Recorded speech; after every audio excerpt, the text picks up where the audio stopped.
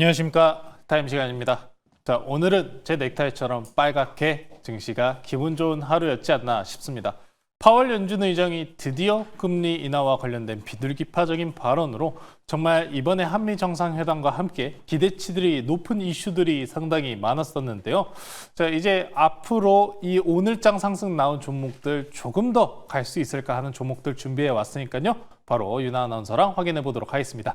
네, 이제 오셨네요. 안녕하세요. 안녕하십니까. 네, 오늘도 제가 세 가지 특징주 여쭤보도록 하겠습니다.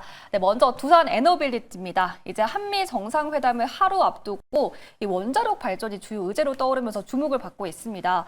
또 게다가 두산 에너빌리티는 개별적인 호재도 전해졌잖아요. 이제 다시 주도주로 살아나는 걸까요? 일단 한미 정상회담 결과로 어떤 이야기가 나오느냐가 가장 중요하지 않을까 싶습니다. 이미 지난주부터 이제 직접적인 26일 새벽 1시잖아요. 이 전까지 기대감으로 일단 강하게 전체적인 원전주들이 올라왔다라고 보시면 될 것 같습니다.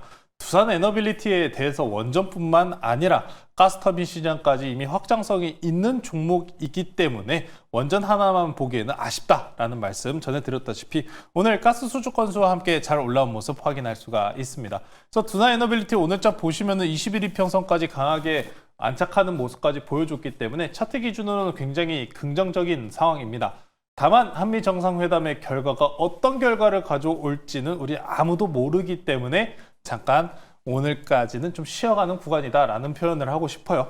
아직 제가 두산 에너빌리티 기준에서 가장 원하는 거는 지난 고가 돌파하면서 지난 고가인 74,000원 구간이죠. 이 7만 원대를 지난 이 바닥권에서 나온 거래량 이상으로 강하게 돌파가 나올 때 저는 지금 아직 내가 두산 에너빌리티가 없습니다. 원전주가 없습니다 하시는 분들이라면은 이런 기술적인 추종을 하는 게 좀 오히려 옳다고 봅니다. 두산 에너빌리티는 아직도 앞에 1개월하고 반가량의 기술 매물대 구간에 위치해 있다는 점까지 꼭 체크해 보시면서 강세 구간으로 돌파하는 재료를 가져다 주는 것은 분명스럽게 한미 정상회담의 내용이 될 것이기 때문에 이 한미 정상회담 내용까지 일단 기다려 보시고 일단 26일 새벽 1시 이제 내일 아침 내지는 이제 앞으로 일정들이 27일까지 이어져 있는 상황이기 때문에 일정들 이후로 이제 원전과 관련된 기대감 이야기들 나올 가능성이 높으니까요. 이전까지 참고해 보시면서 두산 에너빌리티는 아직 기술적 자리 돌파까지 더 강한 거래량 붙이는 모습 확인해 보자라고 말씀 전해드리겠습니다. 네, 앞으로 남은 한미 정상회담 일정과 함께 잘 체크해 보시기 바라겠습니다. 네, 이어서 다음으로 로봇주입니다. 오늘 로봇주도 일제히 강세를 보이고 있어요. 오늘 오전에 이 국회에서 노란 봉투법이 본회의를 통과했습니다. 이로써 앞으로 무인화가 될 거다라는 전망이 나오면서 로봇주가 주목을 받고 있는데요. 또 정책적 모멘텀도 붙었더라고요. 하이젠 R&M 어떻게 보실까요? 참 이야기하기 참 조심스러운 이야기지 않나 싶어요. 노란봉투법에 대해서도 의견들이 좀 많이 갈리고 있고 저는 좀 이렇게 긍정적인 모습은 아니라고 봅니다. 결국 노동 자리를 로봇이 대체할 것이다 라고 이야기한다면 노동집약 산업 쪽에서 좀 부정적인 이야기는 나올 수밖에 없을 거니까요. 자, 그래서 개별적인 재료성과 함께 엔비디아 젠슨왕 CEO가 이번 엔비디아 실적 발표 내에서 로봇과 관련된 발표가 또 추가적으로 있을 것이다라는 이야기와 함께 로봇주들의 흐름이 전반적으로 오늘 강세를 만들어줬습니다. 그래서 일반적인 노란봉투법뿐만 아니라 그렇다면은 엔비디아 실적 발표 전까지는 그럼 충분하게 상승 기대감은 유지할 수 있다라는 점을 꼭 체크해 보시면 될 것 같아요.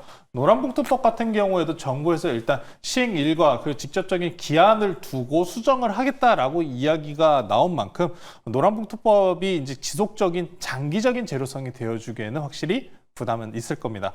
추가적으로 미국 내 서브로보틱스와 같은 종목들 같은 경우에도 아직 큰 상승 추세를 보이지 않기 때문에 일단 단기성 재료로 인한 변동성이다라는 점. 그래서 오늘 노란봉투법 때문에 올라왔다라는 구간을 보신다면은 일부 돌린 구간이 어느 정도까지 지지를 해줄지.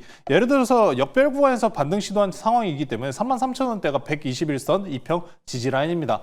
해당 구간 이탈하지 않는 선 내에서 엔비디아 실발과 함께 로봇 기대감으로 한 번 더 올라가는 모습. 저는 저는 오히려 이게 더 맞을 것 같아요. 당장 노란봉투법 가지고 로봇주들이 계속 갈 것이다라는 이야기는 확실히 부담이 있는 상황이기 때문에 노란봉투법보다는 엔비디아 실적 발표와 함께 발표가 나올 로봇 이슈에 한번 주목을 해보자. 저는 개인적으로 엔비디아가 이번에 AI를 통한 로봇 투자까지 좀 추가적인 확대 이야기가 나올 가능성이 꽤 높다고 보고 있기 때문에 로봇주들 엔비디아 실발 전후의 변동성 한번 기대해 보시면 좋을 것 같습니다. 네, 로봇주에 대해서는 엔비디아 실적 발표와 함께 유심하게 지켜보자라고 얘기해 주셨습니다. 네, 다음으로 G2G 바이오입니다. 주말 사이에 파월 의장이 비둘기적 발언을 하면서 금리 인하에 대한 가능성이 높아졌습니다. 이에 바이오가 주목을 받았는데요. G2G 바이오는 이번 달만 해도 상한가가 두 번째입니다. 어떻게 흐름 보실까요? 이 종목 사실 이렇게 얘기를 해야 돼요. 비싸요. 비싸요. 공모가가 58,000원대였습니다. 자, 그럼에도 불구하고 이렇게 강한 이유는 유통 주식 수가 제한적이기 때문에. 오늘 이 G2G 바이오뿐만 아니라 다른 비만약 바이오 관련주들도 좋은 흐름 만들어 줬었습니다. 뭐 일동제약, D&D 파마텍과 같은 여러 종목들도 강세를 만들어 줬었는데 G2G 바이오 같은 경우에도 마찬가지로 장기 지속 주사 치료제로 인해서 시장 내 이미 비만약 관련주로 관심도는 높게 잡혀 있었던 상황이죠. 그래서 최근에 다시 한번 국내 시장 내에서 비만약들에 대한 수익성 이야기가 나오면서 최근에 인하까지 나왔잖아요. 오히려 인하 나오면은 가격 인하로 인해서 기업 내 성장성이 부족해진다라는 이야기들이 일반적으로 많이 나옵니다만 비만약 같은 경우에 가격이 오히려 접근하게 부담을 만들어줬었기 때문에 가격 인하가 오히려 시장 확대를 불러일으킨다라는 쪽으로 가고 있습니다. 자, 그래서 이 G2G 바이오 오늘 상한가 들어간 만큼 내일장도 갈까요? 라고 물어보시면 더 갈 것 같아요. 그러면은 이 종목 상장한 지 얼마 안 된 종목입니다. 그럼 일정을 꽉 잡고 가야 되는 건 보호예수일 텐데 보호예수가 특히나 15일 보호예수 물량이 꽤나 많습니다.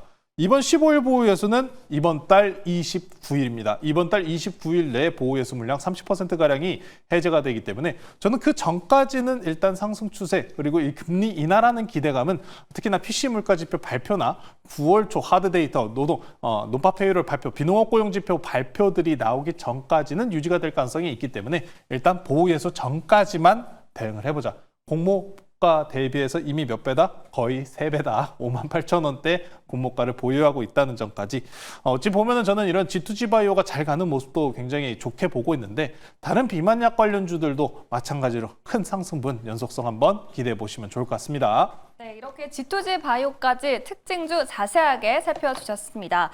이제 저희 리뷰해보도록 할 텐데요. 오늘 원전주 흐름은 굉장히 좋잖아요. 저희 포트에도 있죠. BHI입니다. 현재 17%대 수익을 보고 있고요. 목표가를 달성해냈습니다. 추가 전략 어떻게 세워보면 좋을까요? 네, 추가 전략이라고 표현하면 이거겠죠. 단타 잘 쳤습니다. 단타 잘 치고 나온 종목이에요. 오늘 아무래도 이제 앞으로 일정이 26일 새벽 내일이잖아요. 그러다 보니까 오늘 어떻다 윗꼬리 달고 음봉으로 전환했습니다. 그래서 우리가 이미 고가 돌파 전략을 통해 가지고 단기성 트레이딩으로 들어갔었던 종목인 만큼 오늘 현금 확보를 하는 날이었습니다. 정확하게 목표가까지 잘 터치하고 왔기 때문에 이제 정상회담 이후 이슈에 따라서 추가적인 상승이냐 아니면 조정이냐가 걸릴 구간이라는 점. 물론 여기서 미국 투자 진출까지 확정이 되는 방향성으로 간다라고 하면은 분명스럽게 6만 원까지도 충분히 갈 수 있겠죠. 그래서 한미 정상회담 결과 보고 추가 투자 여부 결정하시면 될 것 같고요. 단기성 트레이딩 잘 챙기셨다라고 말씀 전해드리겠습니다.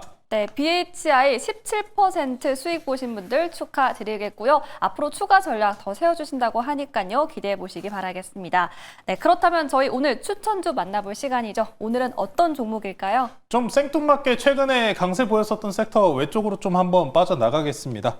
오늘은 방산주 하나 가지고 나왔고요. 오늘 숫자가 정말 깔끔하게 떨어졌습니다.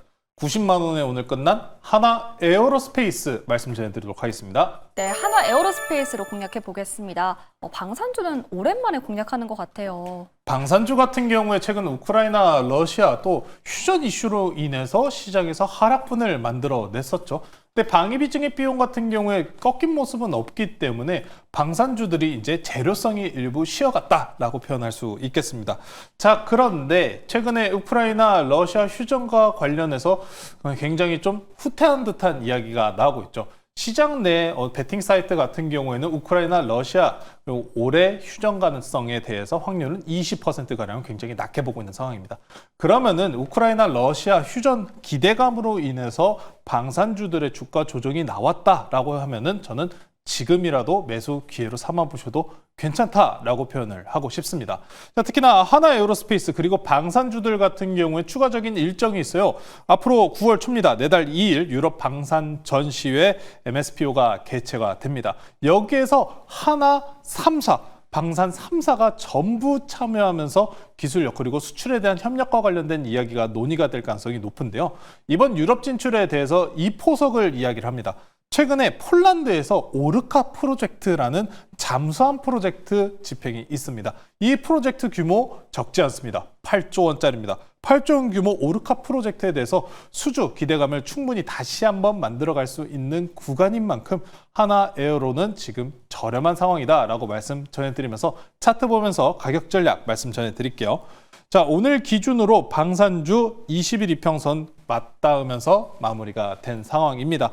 그래서 오늘 단기 바닥권 형성 이후로부터 기술적 반등 1차적으로 나온 구간이기 때문에 앞으로 이제 방산주 이슈에 발맞춰서 올라올 가능성은 높다. 우크라이나, 러시아 휴전에 대해서 2주 이내 기한을 두고 있는 상황 내에서 러시아 외무부에서는 그런 일정 없다라는 이야기까지 반복스럽게 나오는 상황인 만큼 방산주들이 오히려 떨어졌었을 때 매수 기회다라는 점 체크해 보시면서요.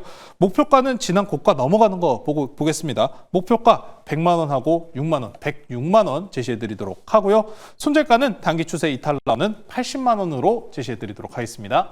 네, 현재 방산 접근하기 좋은 위치다라고 얘기해 주시면서 모멘텀 자세하게 풀어주셨고요. 목표가는 106만 원, 손절가는 80만 원 제시해 주셨습니다. 이렇게 오늘의 종목 모두 다 만나봤는데요. 방송에서 못다한 이야기 어디로 가면 들어볼 수 있죠? 네, 이제 앞으로 엔비디아 실적 발표까지 얼마 남지 않았습니다. 아마 이달 내 가장 큰 빅 이벤트가 되지 않을까 싶습니다. 잭슨홀보다 더 큰 것 같아요.